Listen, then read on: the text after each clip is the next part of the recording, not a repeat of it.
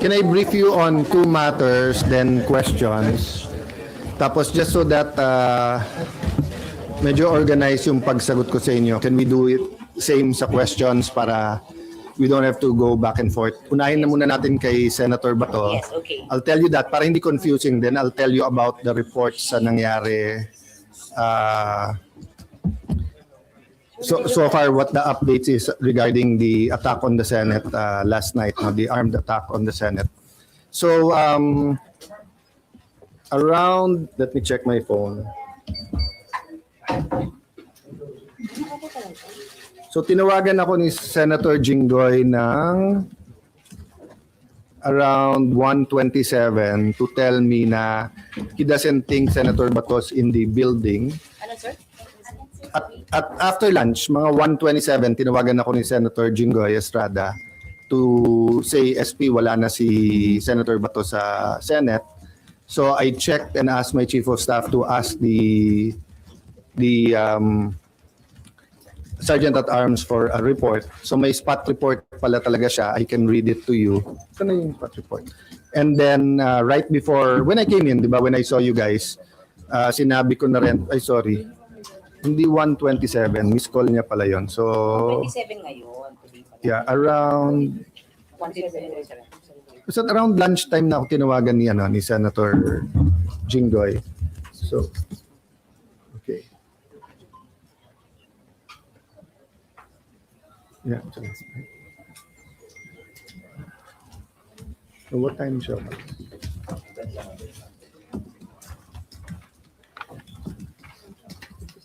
Yeah, but no, yung not the incident, yung pag-alis ni Bato. Okay.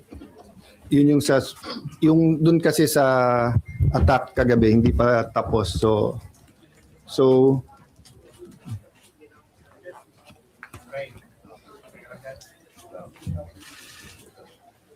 there's a report po anong oras siya umalis.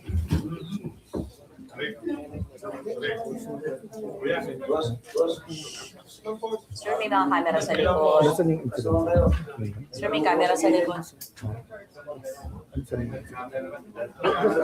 Pino. Kuya. Wala. Okay. So, long story short, kinonfirm ng Sergeant at Arms that he's no longer in the building. I'm waiting for the complete incident report, anong oras umalis. In the meantime, nakausap ko at nag-text sa akin yung kanyang wife.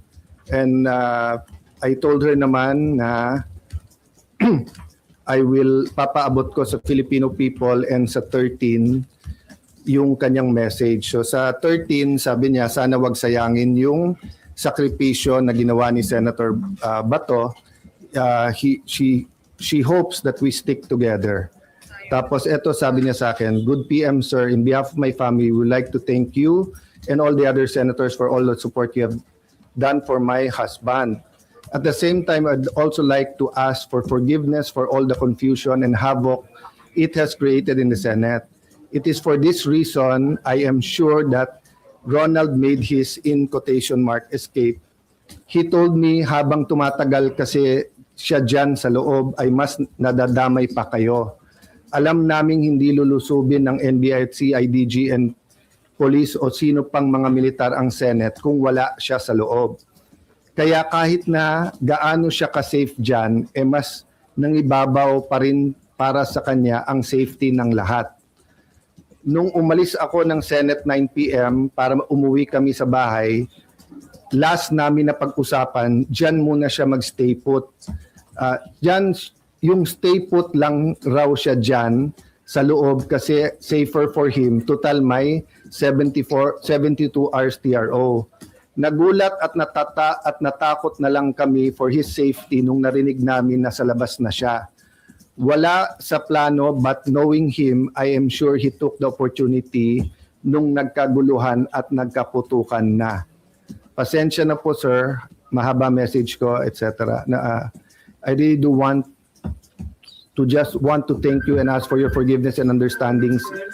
Ito lang ang paraan, hoping you find time to read this message. No? So what I did is I also asked the Secretariat, they gave me a report up to this point in time, the promise of the NBI director na he will give me at least two things. One, a copy of the warrant officially transmitted, because he told me in front of the other senators na sa kotse lang niya, 3 senators were asking na ibigay na niya sa amin, but he looked at me and said, "Sir, pwede bang formal ko na lang i-submit tomorrow?" So that was Tuesday. It's Thursday, we still don't have it. And he promised me na ilalagay namin under his custody yung Shyam, pero magre-report ka agad about the manner that they tried to arrest Senator Bato, and number 3, in connection with number 2, a report dun sa ginulpi nilang isang member ng OSAA. Still zero report from the NBI. So I'd like to clarify to everyone, we did not arrest Senator Bato. We extended the courtesy and the traditions of the Senate that hindi pwedeng mag-aresto sa loob. He's not under arrest from any of us. And so far as we're concerned, there's no warrant of arrest for him. So he knew from the start, I knew from the start, I never hid from any of you. Anytime you ask me, nandiyan pa si Senator Bato, I answered you to the best of my ability. And I told you, nandiyan pa, tinanong nyo how long will he stay, as long as he likes, di ba? So he made that decision on his own. I found out when Senator Jinggoy called me. I had no idea last night because he came pa to see Sec John Vic. So I brought Sec John Vic sa taas, sa 5th floor, because ni-request nung isang staff na, "Sir, hindi pa alam sa 5th floor na secure na at hindi pa nila alam ang nangyayari. Baka pag umakyat yung mga pulis, baka may gulo." So I went up, medyo naka-vest at armado pa yung OSAA. So Sec John Vic asked them na lahat may barel, ibaba yung barel. We explained the situation that OSAA is still in charge inside, but there's a joint investigation. Little did we know na hindi pa fully secured when we answered you, because nga may na-aresto actually kagabi. Diba? I think na-report nyo na lahat. So I just promised Sec John Vic that I'll wait for his report and that siya magsasabi sa details para nga walang miscommunication or accusation. But since someone close to me sent me a text,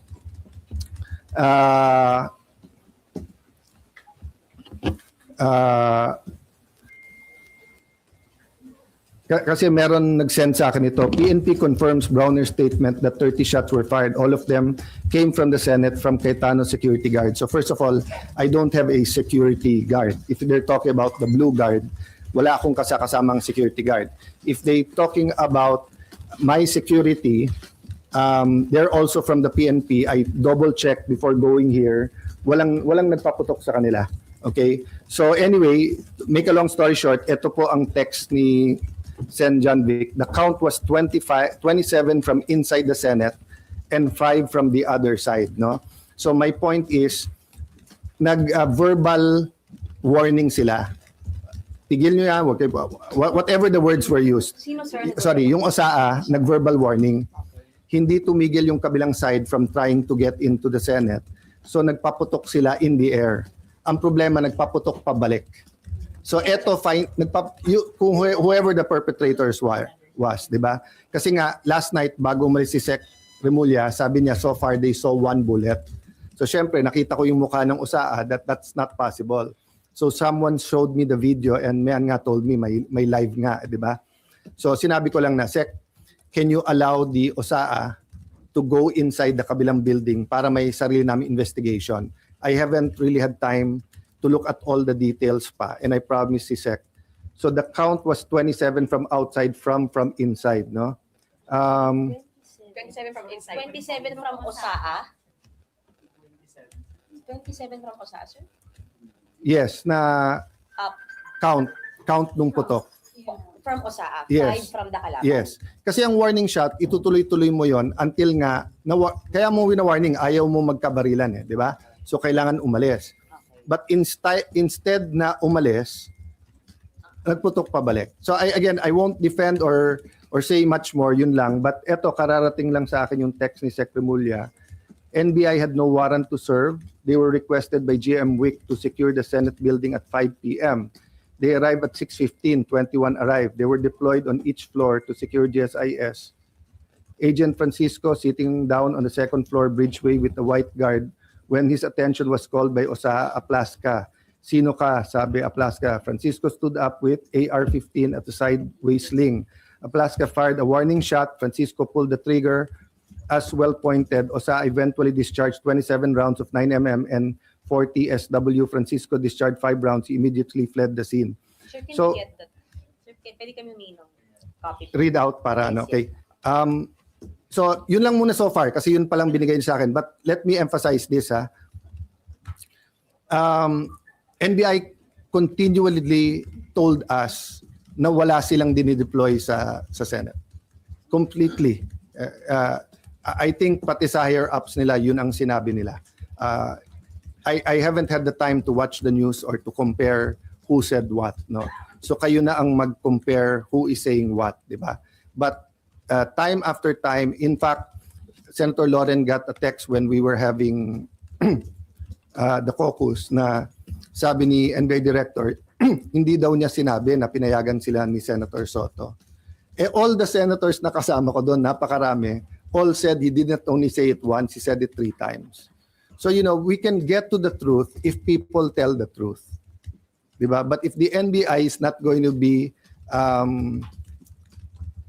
it's not going to treat this thing with candor, meaning just tell us the truth, may problema tayo. But I can tell you, I have faith in the PNP and the DILG. They gave me their word. No? And for some, their word is not important, but I do believe kay General Nartates, Chief PNP, and kay Sec Remulla, nung sinabi nilang lalabas ang totoo dito, I believe in the word that they've given. No? Let me have a drink of water, tapos question. Sir, to be sure lang, the 27 came from OSA. Sir, sorry nakita ko po kasi sir na ang nagpaputok po kahapon, OSAA and yung armed na Marines. Kasama na po sa bilang yung 27, yung lahat na nagpaputok coming from the Senate force? I don't want to speculate kasi I just read to you yung sinabi sa akin. But kasi may nakita din ako na report or something sa Facebook. I haven't verified na the Marines were here to support but did not fire. So I'll wait for the report naman ng OSAA after meeting you. Ayoko kasi OSAA naman is under my jurisdiction. So I'll have them explain what they found so far. So right now, sir, the 27 we can say are from OSAA lang. Yun ang report ni Sec. John Dick. Okay. The 5 came from the Kalaban? Yes. Pataas, sir, or towards OSAA?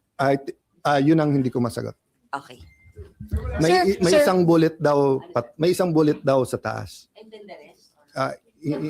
Kasi nga last night nung naghiwalay kami, so far daw isa pa lang, Tapos eto kasi sinabi ko kay Sec Remulla, I'll make sure na yung commitment ko not to influence or walang political angle yung aking explanation ng investigation. But he sent me that text na so far yun yung report niya. So I'll send it na to you paano mo na lang.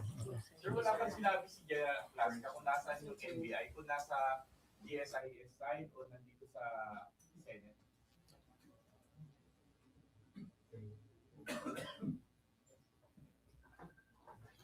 Because nga meron ongoing investigation, I don't wanna speak details for details, but I'll just tell you what he told me last night nung kaharap din niya yung police na nakita nila na nakalagay doon yung letra and everything and winorningan nila.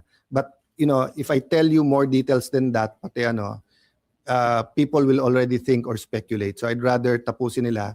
Ang sabi sa akin ni Sec. John Vic, bina-backtrace nila. They got a lot of IDs sa the guy na bumalik. Pinabalik daw siya para kunin yung bag. Puno ng maraming IDs sa bag.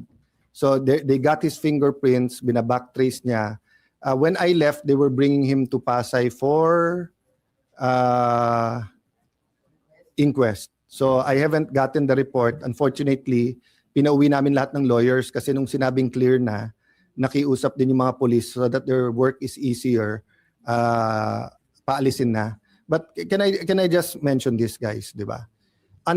Unprecedented nung Monday na meron law enforcers na makikipaghabulan sa isang senador.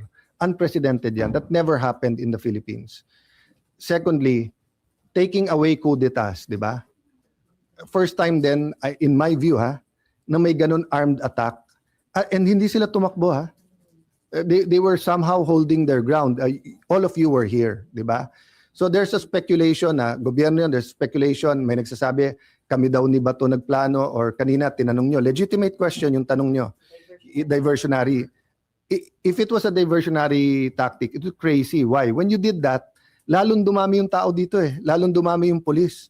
That's why nga Sec. John Vic wanted to go upstairs to make sure he's okay. But nung kausap ko yung anak, his tired, etc., I respected that. Sec. John Vic respected that. But kagabi, bumaba pa si Senator Bato. Bumaba pa siya para magpakita That was the last time I saw him. Go ahead. Pero SB, sa binasa niyo po, inamin po ng asawa ni Senator Bato na he used that commotion, yung nangyari, para makalabas ng Senate. I will not interpret because sabi niya baka. Because he did not escape during, after. But ang sabi din kasi nung asawa niya, after niya nakita na someone will go so far as lusubing a Senate just to get him, that's why he did it. Kasi kung if I was in his shoes, I will escape when it's least expected. But again, mali yung word na escape because there's no warrant Diba? There's no warrant. So he's free to go. When you for example pumunta ka sa simbahan at sabihin mo I'm seeking sanctuary. Pag gusto mo nang umalis, pwede kang umalis. It happened kay June Lozada. He slept on my couch on the 5th floor. And then nung sinabi doon na lang siya sa mga madre, and then sinabi doon na lang siya sa Lasal Green Hills, lumipat siya doon. Kung walang warrant,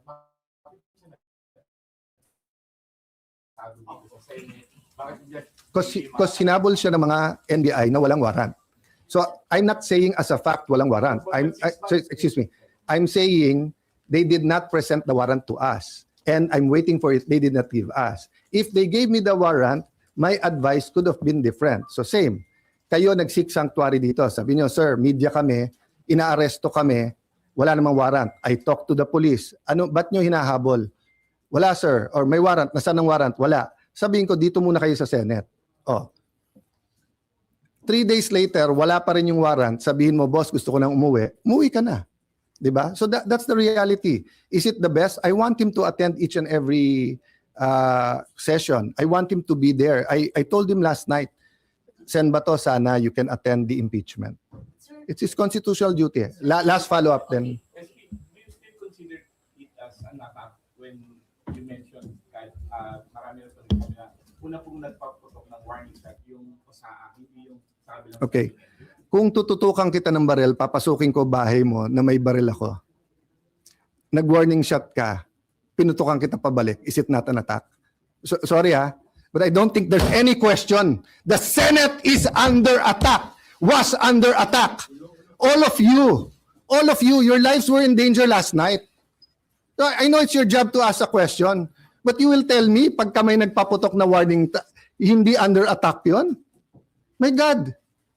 We're a democracy. This is the Senate of the Philippines.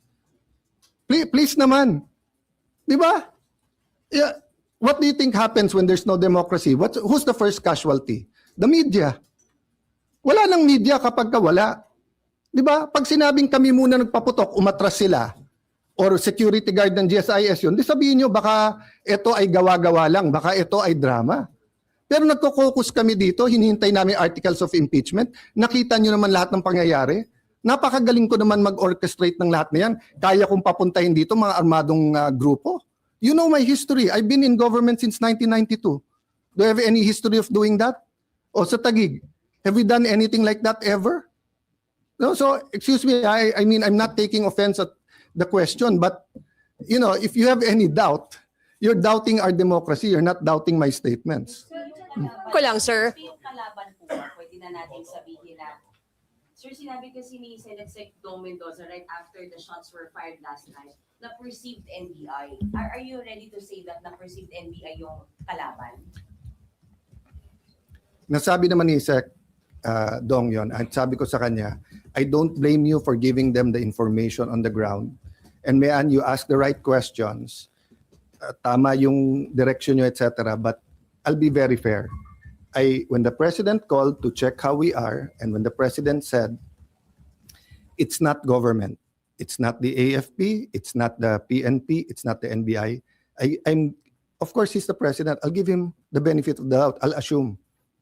But I told him, but Mr. President, we have a bad experience sa NBI. They haven't been truthful with us. Having said that, Sec John Vic assured me, walang whitewash to. So he told me some of the information even before we got home kasi I'm sorry for the reaction but you know, people risked their lives yesterday. One of our nagugulpi na yung isang usaa, the others could have done this. What I want to prevent is that, you know, there are certain things in life na may red line yan. Di ba? Di ba? Yung you don't, you know, you respect your parents, unahin mo yung mga tatanda, di ba? Pero kung yun ay mga normal na kabastusan, di ba? But you don't attack Malacanang. You can march, you can protest. You don't burn down the Supreme Court and you don't attack the Senate in an armed manner. Di ba? It was 100% an attack. If it turns out sa investigation na sira ulo lang yon, na he lost his mind, then a question ko, how did he get the IDs? How did he get in? How did he get? If it was government, then I'm sure the president will act upon it, di ba? So I don't know right now and I don't want to give details, but sinabi na but yung binasa ko sa iyo, galing na kay Sec John Vic yun. So, at sinabi niya, NBI yun. Sir, sinabi ni Sir John Vic?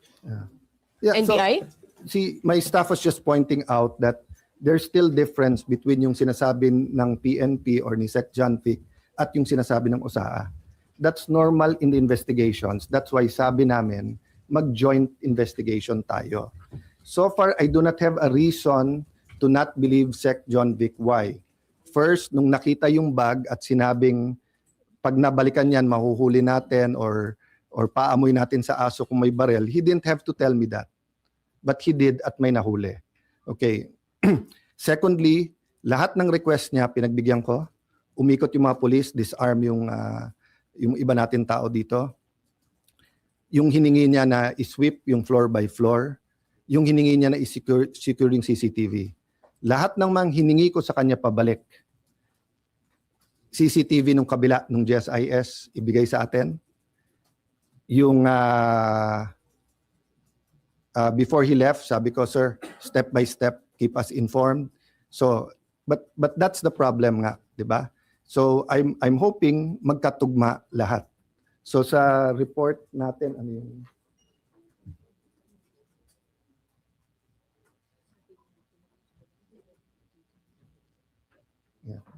So, sa report kay Sec John Vic, nakababa yung barel.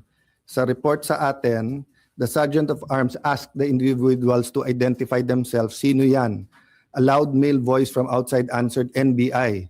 At that moment, one of the armed individuals was seen immediately racing and aiming a long firearm toward the direction of the QRT, PNP, and OSA personnel. The Sergeant of Arms ordered the individual to lower his firearms on the ground.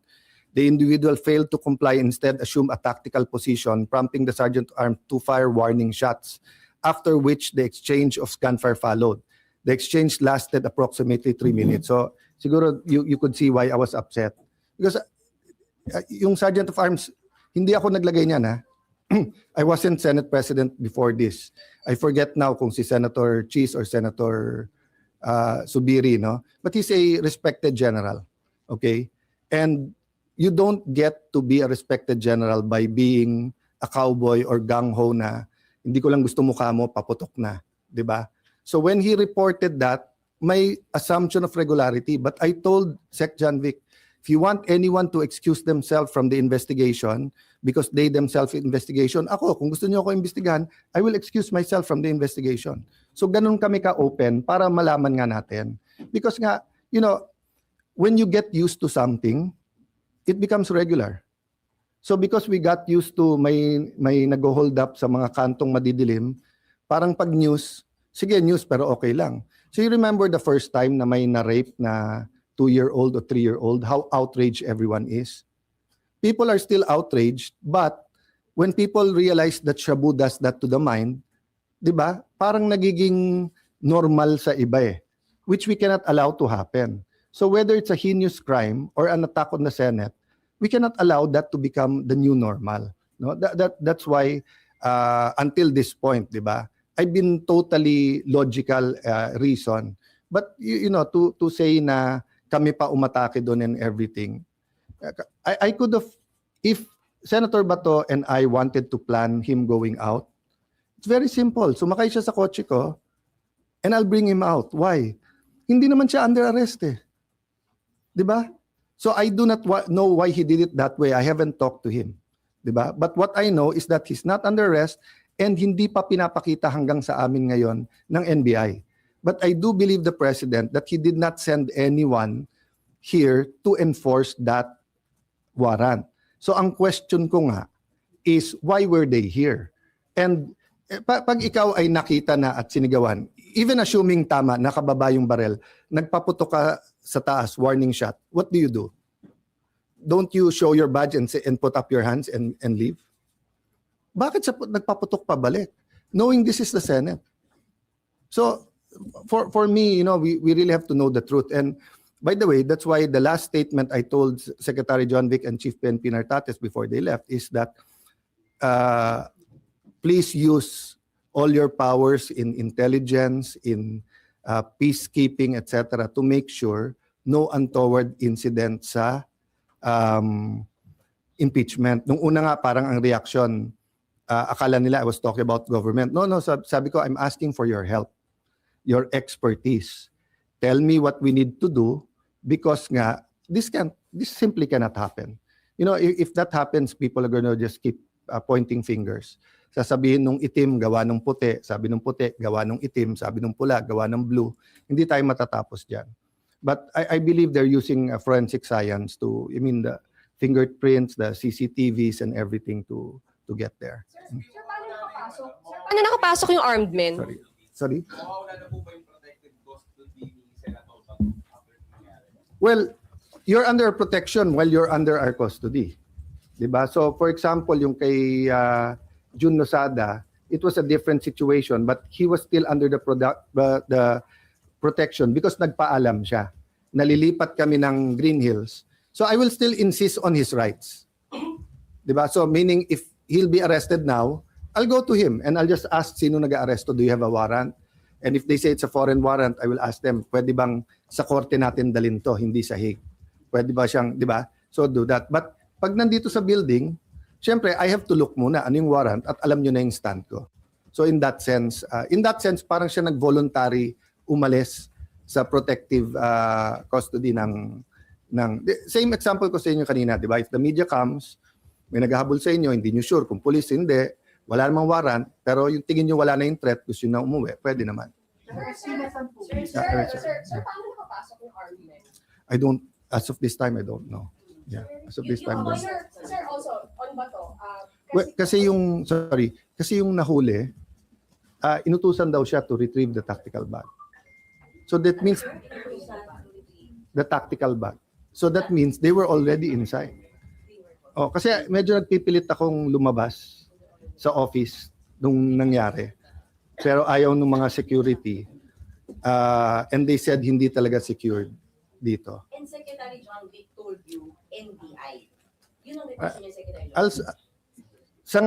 Yung sinabi niya kagabi, ayokong kasi usapan namin hindi mo na babanggitin. But yung binasa ko sa inyo ngayon, galing kay Sec John Vic. John Vic Oo. na May konti lang difference kasi sa...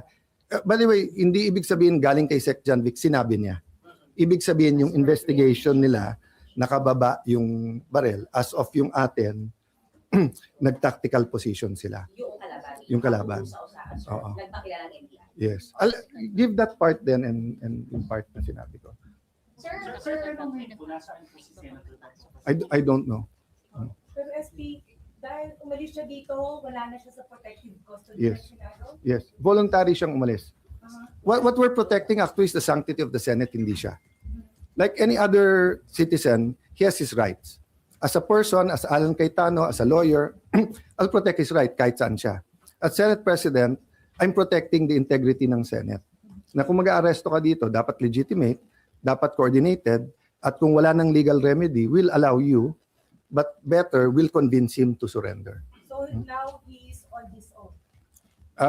Our prayers are with him. Anong details sa SPA how he was able to Hindi ko pa nakita. there were reports that Senator Robin It's just like using PS car. It's not illegal. There's no warrant of arrest. Walang obstruction of justice because you know to obstruct justice you have to know. So kung hinahabol ka nila, walang mapakitang warrant sa akin, tinago kita. Walang obstruction of justice 'yon. Pinakita nila sa akin yung warrant, 'di ba? Tapos nag-plot tayo na itago kita. As a lawyer, sir, Senator Panoff, Not yet. There's no warrant eh. Sir, when the warrant by the ICC was made public on Monday, so how did the Senate treat it? Because as far as you're concerned, you're saying that there's no warrant. And the ICC made public the warrant against Senator. Who will we believe? ICC mismo nagsabi nung Sunday, wala. No, Monday, sir, Kaya nga, tapos, so Monday lang nila lumbas. Sinabi ni Trillanes, 6 months na daw yun eh. Sir, yung warrant. Oh, no. I'll clarify that. We don't take judicial notice of that stuff. You have to come to us and present it. So kung meron sa internet na one of you may warrant of arrest, hindi ko na kayo papapasukin ng Senate at arrestuhin ko na kayo? Hindi ba dapat pumunta dito yung police na dala tapos sinabi? Senator, Oo. the application for TR over the Supreme Court, even by Senator Ronnie De La Rosa, is actually a reflection. He himself recognizes that the ICC warrant exists and is valid. No, That's what I'll tell you why. Because the ICC said they have a secret warrant. They said they have a secret. No, guys. Guys, believe me, i-research nyo, i-google nyo ngayon. Oh. Sinabi ng ICC na under their rules, pwede nilang secret yung warrant. Sinabi nila yan a few months ago. That's why tumakbo si Senator Bato sa Supreme Court. Kasi hindi niya nakita. When's the first time that you heard na meron talagang warrant? Nung Sunday. Where's the first time na nakita nyo? Nung Monday. At ano bang paulit-ulit ko sinasabi sa lahat? Di ba? It has to be a Philippine warrant. So if there's a warrant for any of you here na kung saan-saan etc. at walang nagpapakita sa akin, hindi ko rin papayagan na arestuhin kayo sa loob ng Senado. Senator, It's just that simple. I'm sorry. Yes, go ahead. Follow-up question, Sure. Senator. We were there yesterday, Mhm. and we were made to kind of stay on the side. And even OSA actually said that they were going to arrest somebody. They said that, we caught that on camera, may arrest din sila, nagpalit sila ng damit, pero sabi nung unahin muna nila yung article of impeachment. After that, pumunta na sila din sa kabilang part. And then sumunod kami sa likod. So nagkaroon ng putukan. So I just wanted to ask, did he ever tell you who he was planning to arrest? Because they had a purpose No. when they were there. No, So when so- you say he was attacked, he So was attacked. I'll tell you It wasn't 100%. inconsistent with what, I'm sorry, Senator. Yes. When you're claiming that It's there not was an attack, inconsistent it's not because you consistent arrest with what you're someone saying. who's trying to enter the Senate. So you're being attacked. I only use the words attacked when everyone confirmed that we were fired upon. But it's not clear who he was So, trying to arrest. I'll tell you this, ha. Okay. If I go to you and say, please leave the room, I'm not attacking you. No, I don't Diba? see that No. difference at all. Okay, yeah. Or if I say, ma'am, can you take a seat? I'm not attacking you, right? But if I take out a gun and you tell me, sir, you can't touch me, or sir, move away, and tinutukan kitang barel, that's already maybe a motion going to. But when I actually fire the gun, so I'll tell you to answer your question directly, okay? I don't know the exact time, but the Sergeant of Arms went in to say, na, sir, the GSIS is inspecting cars. And when I talked to the administrator, he told me that they are heightening security. And then he said, I asked him, so if a senator uses your gate, will you have them open your car, which is illegal, which the NBI said in Monday they did not do. But one of the news channels, you actually captured that, di ba? Yung may puting van, and then they showed the plate number 7, and the NBI guy had a long gun, and the other one was just keep saying, visual lang, visual. Then they opened the van. That's illegal. Okay? So, ang instruction ko kay OSAA, can you invite the administrator of GSIS? I'd like to talk to him. In the same very cool manner that I talked to the NBI director, I wanted to know who asked him to do that, and if he knows na illegal to inspect because they were closing that gate if we didn't allow. So is it safe for all of us to have one gate? So after that, every 5-10 minutes, I was trying to get an update. Then everything happened. So when I said at the first time I used attack, sorry, I was really dizzy and had a headache and was really on the ball last night. I don't know where I first used the attack, but I'm 100% sure. If you look at my FB live, I delayed that still for a few minutes because I didn't want to be alarmist. And I tried to make it to you here in the second floor, but they didn't allow me. So pinagalitan pa ako nung una to turn the lights on to do the Facebook Live because now if there's a shooter, it'll be mahirap. No? Sir, isa na lang, sorry. But sorry, I just want to say, there's no dispute at this point in time. It's attack. Ang question lang, who attacked? Sir, That's the only question. Sir, I know you can't give the details paano nakapasok. Sir, kasi kaming mga Senate reporters, pabalik-balik kami doon sa area na yon. Hindi namin alam na may lagusan doon. May lagusan po ba doon sa gilid na yon papuntang GSIS? Same sa inyo, hindi ko alam. Kasi remember, I wasn't in the Senate since DFA ako until 2022. So the first time sa 5th floor na nakita ko yung mga rooms doon sa CA, but I didn't know kung may lagusan doon. Then when they told me binabarena na yung doors, kasi we didn't feel, but I saw it in one news channel. It was either channel 7 or 2, no? Is there anything there? So yung binabarena kagabi, pinahula namin yun siya. Oo. May kinalaman doon yung pagpasok nung kalaban. At that time, yun ang report ng staff ko that pinapatigil nila at tinatanong nila kung nagpipilit. So try to our frame of mind, no? We're on high alert, everything's happening, nagkakaputukan, then they're telling them to stop and you're still doing that. In the meantime, may kilala kasi ako sa isang pulis sa labas. I went out, 'di ba, nung 2 o'clock. Pinatawagan ko, at that point in time pala, hindi nila alam na may nangyayari sa loob. This was before I did the Facebook and before I confirmed that. We really thought it was fireworks. But the barena sa ground floor, may kinalaman sa kung paano. I haven't seen the report if conclusive na yon, but all throughout the night, that's why the heightened alert was there because we felt that. And until Sec John Vic left, hindi namin malam yung motive eh. If they got in by stealth, where would they go? Sa media, sa akin, will they get Sen Bato? If nagputukan na, would they retreat? Or hindi namin alam hanggang ngayon anong mission, ilan sila and everything. That's why nga, the best thing for all of us is to cooperate and finish this investigation. But as per investigation, SP, may lagusan nga. Since hindi natin alam, meron na. may lagusan nga doon. Sorry, we can look at it now, but I don't really know. Sir, on Senator Bato lang, kanina madaling araw, meron kong lumabas na sasakyan sa Senate parking. Could that have been him? I'm not sure, basta ang sabi sa akin ni Jinggoy was around 3 a.m. Then I heard from the palace, 2:30. So this is the report. Okay.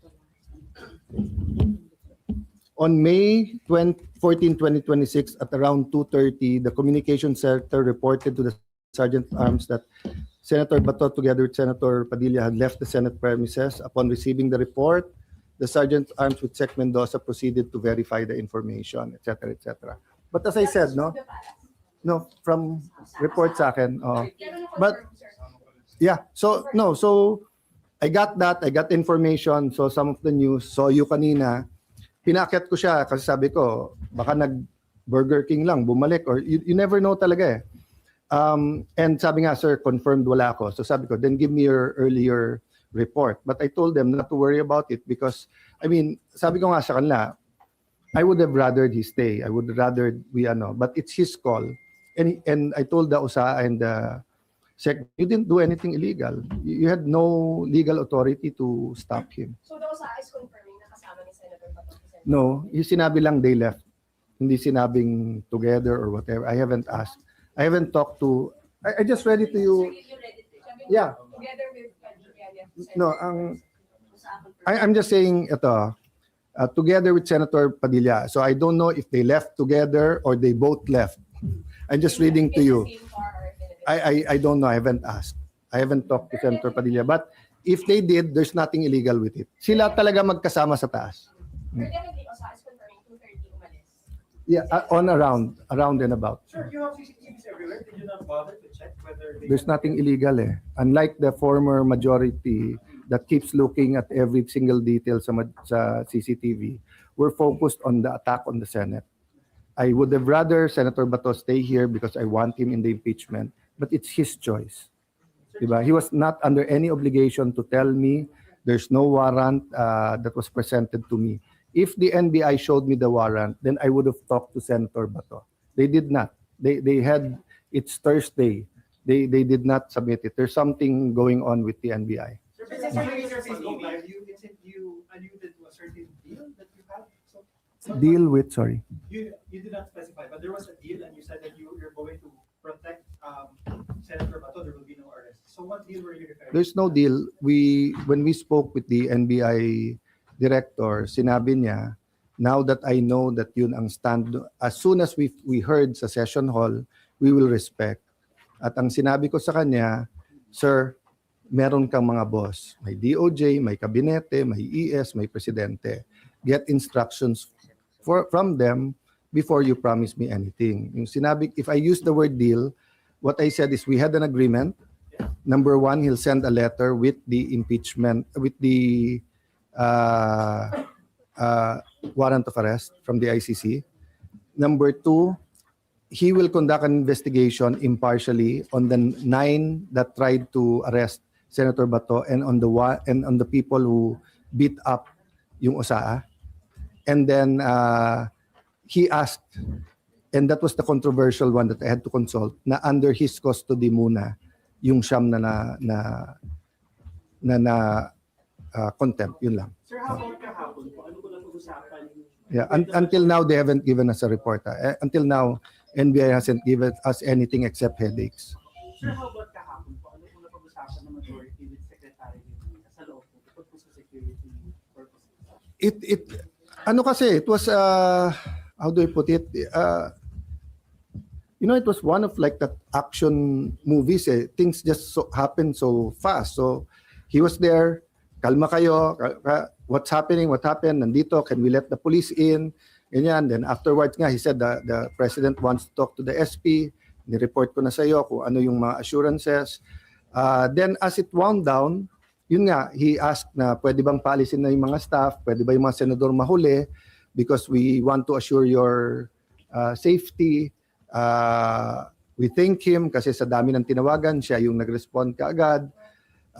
He left, he went, he whispered to me lang, not to the others, about the bag. Going in and out, asked me if we can see Senator Bato. Initially, yes, then no. And then yung nga, sa 5th floor, sinamahan niya ako, then we went to see you. When we were in the room, wrapping up, I announced na to my staff, they can leave the room na, they can go home. Then dun niya sinabi sa akin, then someone showed me a video na may dinadakip na, may ina-arrest na. No? And yun, tapos yung iba, then I walked in when he was talking to the top PNP officials and our Sergeant of Arms. Yeah. Ano yung last sighting of Senator?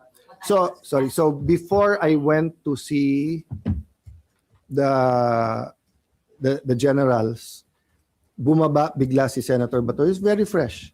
The night before, Wednesday and Tuesday, I saw him physically and emotionally drained. But pagbaba niya, and then nag-usap silang dalawa we were all there. Robin, I'm not sure where Robin is, basta sila, Secremulia, kasi I was waiting So, where's my room? Sa room ko.